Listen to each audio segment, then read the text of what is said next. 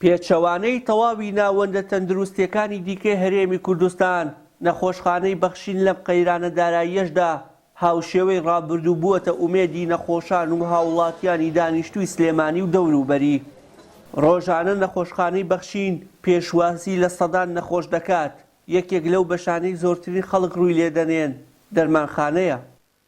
بە مەبەستی کەمکردنەوەی گرنگی نەخۆشخانەی بەخشین لێرە و لەوێ هەواڵی گرانی نرخی دەرمانەکان بەراورد بە دەرمانخانەکانی دیکە بڵاو دەکرێتەوە.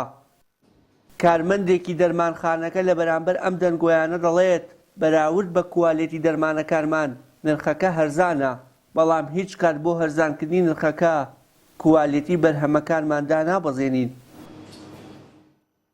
ئێمە سەرجەم دەرمانەکانمان بە شێوەیەکی ڕسمی لە ڕێگەی کۆگاکانەوەدا ئەکەینەوەتە سەرجەمیان کتابی فەرمی کوالیتی کۆنتڕۆڵی هەرێمیان هەیە و بە شێوەیەکی عام نەخۆش لە نرخی دەرمانەکانی ئێمە ڕازیە، لە نرخ و هەم لە کوالیتی دەرمانەکانمان ڕازیە.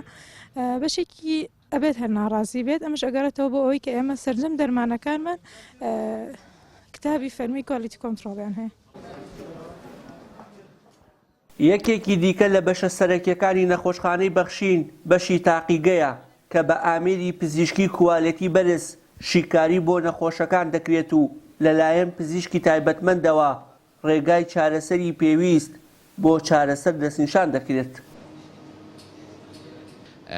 ئێمە لێرە هەوڵمان داوە کە تاوەکو بتوانین بەرزترین کوالەتی لە ڕووی ئەجیزە و لە ڕووی کارمەندی پسپۆڕۆدا بین بکەین، وەکو ئەجیزات هەموو ئەو باڵێن ئامێر و ئەجیزە تایبەتمەندانی لە تاقیگە پزیشکیە بەناوبانگەکانی گیان و پێشکەوتوەکانە هەن بە خۆشحاڵیەوە توانین بڵێن زۆربیان لە تاقیگەکەی ئێمە بەردەستە کە با بڵێن ڕۆژانە و هەفتانە بەردەوام چێکیان نەکرێتەوە تاوەکو بتوانین باشترین با بڵێن نەتیجەی شیکاری بدەینەوە بە نەخۆشەکانمان.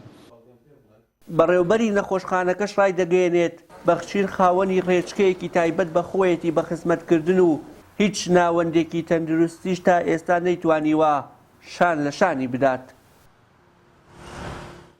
دیارە معلومی جەنابتانە ئێمە وەکو نەخۆشخانەی بەخشین کە دەتوانم بڵێم یەکەم ئەزمون و تەجروبەی ئیشکردنی کەرتی تەندروستی بوو بەم ستایلەی ئێستا کە بەخشین پەیڕەوی دەکات و بە نرخی گونجاو بە نرخی کەم و لەگەڵ ئەوەشدا پارێزگاریکردن لە کوالەتی، ینی ئەو کوالەتێکی ئێمە لەگەڵ ئەو خزمەت لەو نرخە کەمێکە دانراوە بەڕاستی سەرێشەی لەوانێ زۆریش بۆ دروستکرد بین و گلەی و گازەندەی خەڵکێک لەو مەجالەدا کە پێی وایە ئەمە ناکرێت بەم شێوازە تۆ بە کوالەتێکی باش و بۆ ئاستە باشە لە هەمان کاتیشدا نرخت زۆر کەم بێت، بەڵام ئەوەی کە هۆکاری سەرەکی ئەمیشە ئێمەش دیارە نەخۆشخانەی بەخشین مڵکی شەخص نییە، ئەم نەخۆشخانە مڵکی موئەسەسەیەکە و دەستگایەکی خێرخوازی لە پشتێتی، ئەمە ژوای کردو بەڕاستی ئێمە دەستکراوە بین لە هاوکاریکردن و خزمەتکردنی خەڵک بەگشتی.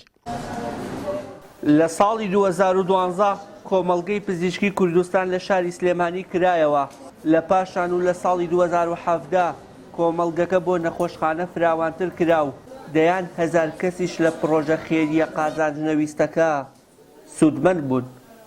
وشیار محەممەد، کەناڵی ئاسمانی پەیام، سلێمانی.